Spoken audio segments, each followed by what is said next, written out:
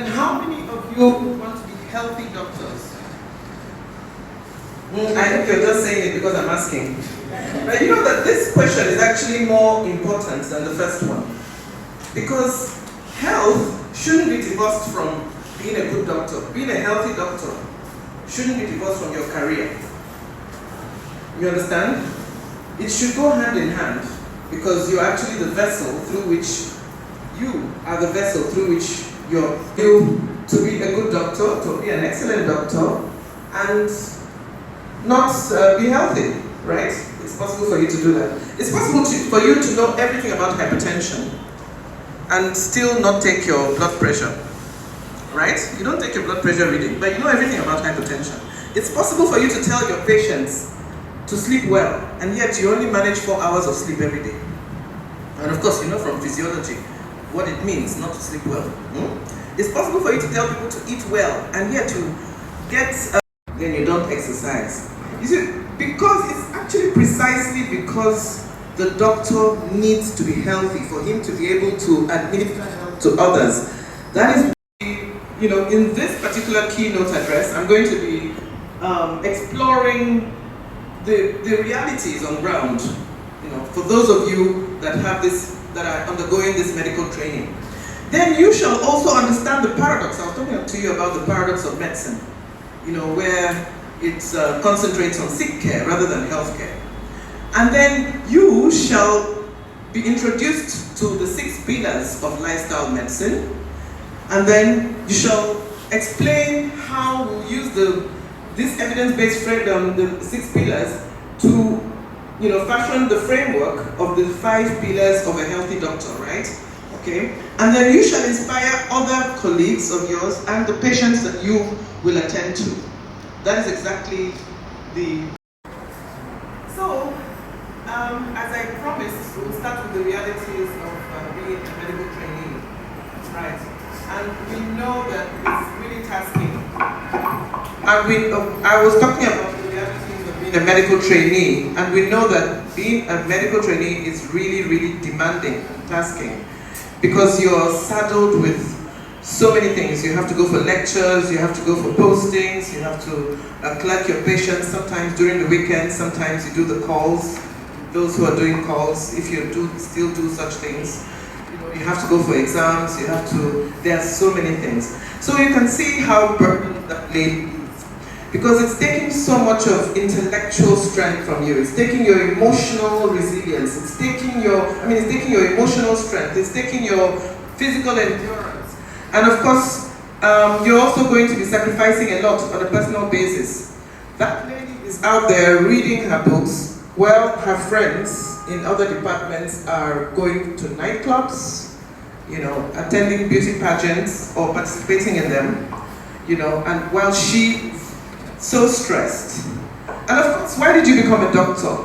Why did you become a doctor? Huh? I want to know, why do you want to become a doctor? What cost are you going to heal? You understand? A calling to heal, but at what cost? And then we all know, at the cost of what? Your sleep. At the cost of your nutrition. At the cost of your physical activity. You are inactive. Somebody is going to Dr. Nkesi is going to be giving you a lecture about physical activity. Then at the cost of stress and anxiety. So you're going to be having stress, anxiety, and then one of the coping mechanisms, which is maladaptive. You understand? Maladaptive means it's a bad coping mechanism. Is substance use, substance abuse. So that also will be explained by Dr. Abewe Olu, which about mental well-being and covering burnout as well. And of course, neglect of your own health generally. You just keep moving and keep moving and keep moving. So it will take a toll on you. Can I have the next slide? And the evidence is clear that your health is directly related to your output. It's directly related to how well you can deliver health to others, right? So 40%, over 40%, this is global, these are global statistics, over 40% of medical students have been found to be burnt out, right? And then 25% of them have been found to have depression. And I, as a family physician who actually wrote my dissertation on depression, I know what it takes for somebody to have depression. You understand? I did my depression in the elderly, so I've actually managed patients with depression, a lot of them, and it's no mean feat. Then there's also the anxiety. Also a member of management, and as a member of management, I was DC Mark in charge of Servicom, and we were doing patient satisfaction surveys. I actually pioneered that. So when we say low patient satisfaction scores, I know what I'm talking about. And if you have not been doing well in terms of taking care of your health, there will be low patient satisfaction scores. Why do you want to heal people? Is it not so that you can have better outcomes, better health outcomes? Are you going to have that? No. Evidence has shown that you are not going to have good health outcomes. So at the end of the day, your health is going to cost the health service, is going to what? Reduce the health services, the quality of the health services that you render. So it's not just for your own feel good, right? It's not just for your own benefit, but it's for the benefit of the patients that you administer your care to, and for the society at large. Okay, so the first patient every doctor must care for is, you must care for yourself. That is your first patient. That's exactly what the... And then there's good news. The good news is that there are evidence-based behaviors that can upturn these statistics. Evidence-based behaviors, lifestyle-related behaviors that can actually upturn these statistics. Can we go to the next slide, please?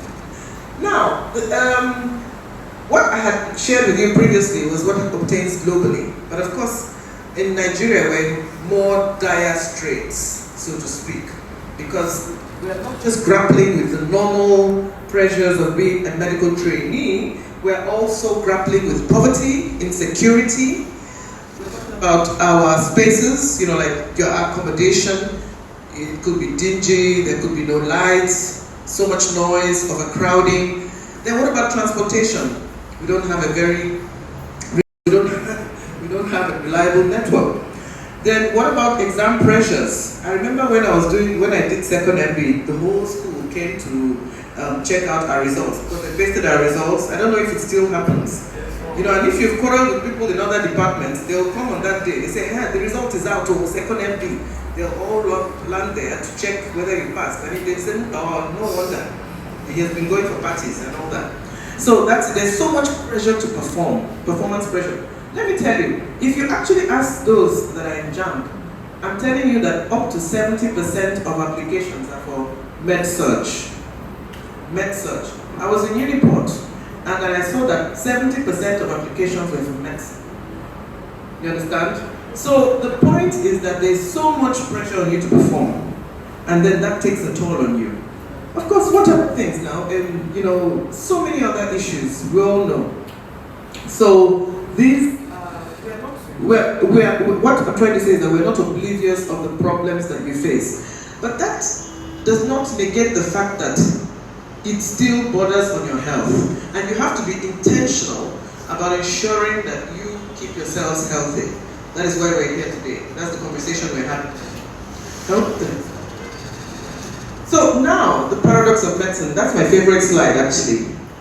You know why? Because I'm sure as you've been going through your rotations, your medical rotations, everything is about a pill for every ill. Everything is about sick care. Somebody presents with disease, and then you are now going to prescribe. You're going to diagnose, you'll prescribe, you'll do a procedure, right? You manage complications, right? You manage the acute illnesses. Sometimes, of course, the chronic illnesses. Whatever you do, but then you've forgotten, or it doesn't come to the consciousness of those, of course it's not in the curriculum, that actually help to build a foundation of health. Right now in medical schools, we're not building a foundation of health. And of course we know that health is wealth, isn't it? So we're not building that type of wealth. What we're doing is, I'm not saying that we should ignore those other aspects of medicine, those things. how to diagnose correctly, how to do all of that. But I'm saying that we should imbibe in us. Those of you who are here, you're actually blessed because you should imbibe in you, to hear this lecture, because you wouldn't have known about it and you would have gone on the way everybody else does. All you want to see is somebody who is sick. Why don't we start with somebody who is not sick and let the person not be sick? And if the person is sick, still tell him about how to be healthy. And then if that doesn't work, you now start with your diagnosis and your investigations and interpret them correctly, give the drugs that you need to give and all of that. That's exactly what I'm trying to say. So let's go to the next slide, please. So now is the missing prescription. That is the missing prescription, lifestyle medicine. Lifestyle medicine, and it has 6 pillars. Can you read them from there? From the beginning to the end. Can you read them? Is it clear?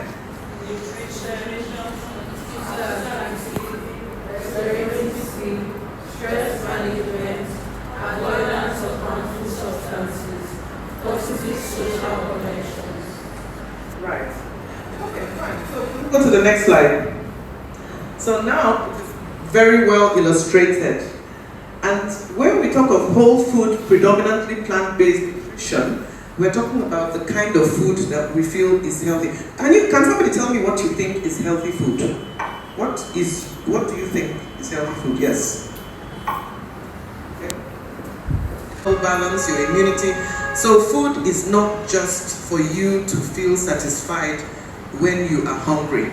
Okay, so she's going to talk a lot about food, and it's important for you to have that food in order for you to be healthy. And then we now have something we call physical activity. Our coach is not yet here, but I would have liked him to be here to tell you something about how we do it. Physical activity and exercise. I'm sure many of you, do people exercise? Where do you exercise? Huh? Hostel. How do you exercise in the hostel? Early morning jogs. Oh, that's encouraging. Do you do that every day? Once a week? That's interesting. Okay, so Dr. Kessie here is going to be telling physical activity and exercise. Then we talk about restorative sleep. Do you know why sleep is important? How many hours do you sleep? Do you really pay attention to sleep, or you feel it's a waste of time, right? Huh? 4 hours. So I was right when I say you sleep 4 hours. You sleep 4 hours. But then you find that you keep reading and it's difficult for the thing to stick, right? My 3 of my children are doctors, and they used to sleep because I told them the importance of sleep. And do you know why? Once they wake up, they wake up, they're refreshed and they're able to read. That thing that will take you 3 hours to read, they'll read it in 1 hour. Do you understand? Because it helps with your memory consolidation and the clarity of your thoughts. And also, it helps with your stress levels because it's going to actually buffer that. So it's very important for you to sleep well. You don't compromise sleep. Apart from that, it's also a metabolic regulator. So Dr. Chiawa here is going to be telling us a lot about it. Then stress management. Are you guys actually stressed, or am I exaggerating? You guys seem like you're having fun. Is medical school not fun? It's not fun. Okay. So stress management. How do you cope? What do you take? You take energy drinks? You take coffee? No. Who is taking? Somebody saying cola not. Okay. You take bitter cola, do you? Huh? What do you take? You snack on something. Okay. So at midnight you'll be chewing meat pie.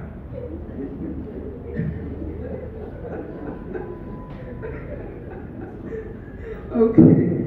So, mental health, your mental well-being. So that is also going to be covered by Dr. Akpewe. She's going to be talking about mental well-being, and that's part and parcel of it. Can we go to the next one? Okay. So we have talked about the evidence-based pillars of lifestyle medicine, right? And then from it, we developed a framework, that we refer to as the 5 pillars of a healthy doctor. And those are the pillars that we're going to discuss. Already I'm talking about the mindset. That you guys should have the mindset of individuality, of knowing who you are. You are not just your grades, right? You're not just your grades. You're not just about just like Dr. Ibachi said, he was saying a lot about people running around for their grades and all of that. And it's not always about that. And success is measured in so many ways. So, you are an individual and you have to think now about the kind of doctor you want to become.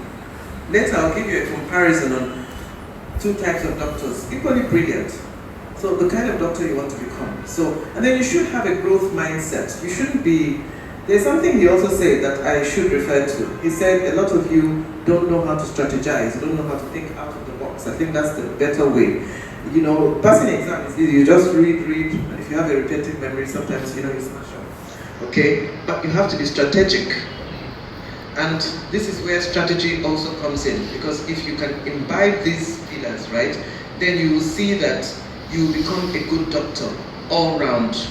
Okay? So you have to have a growth mentality, and then so be ready.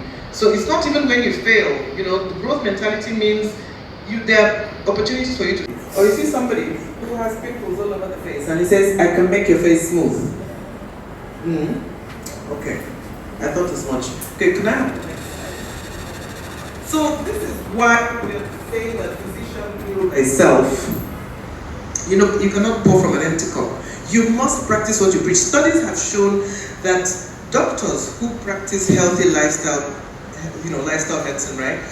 Those doctors are more likely to teach others, to counsel their patients on healthy lifestyle practices. Studies have shown that. You can actually check that out right now. So if you don't do it, you can't actually counsel.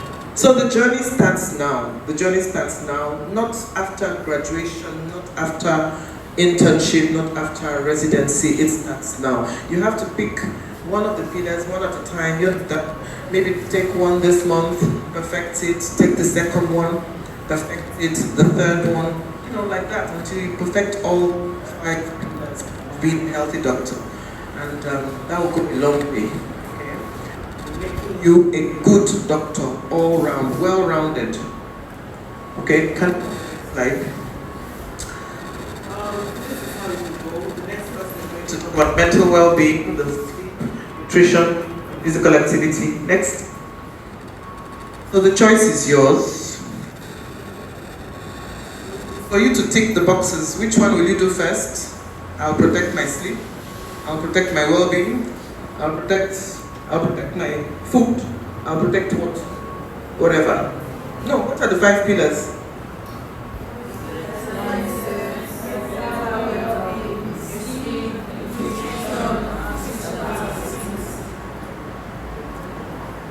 Alright. Next one. So what are the takeaways? You matter. Even if the environment is not very conducive, you have to be intentional. Because you matter. So your mindset should change. Then, no. Build the pillars, one after the other. Right? Start small. Grow together. Lead the change. Okay, so next slide. Thank you all for listening, and God bless.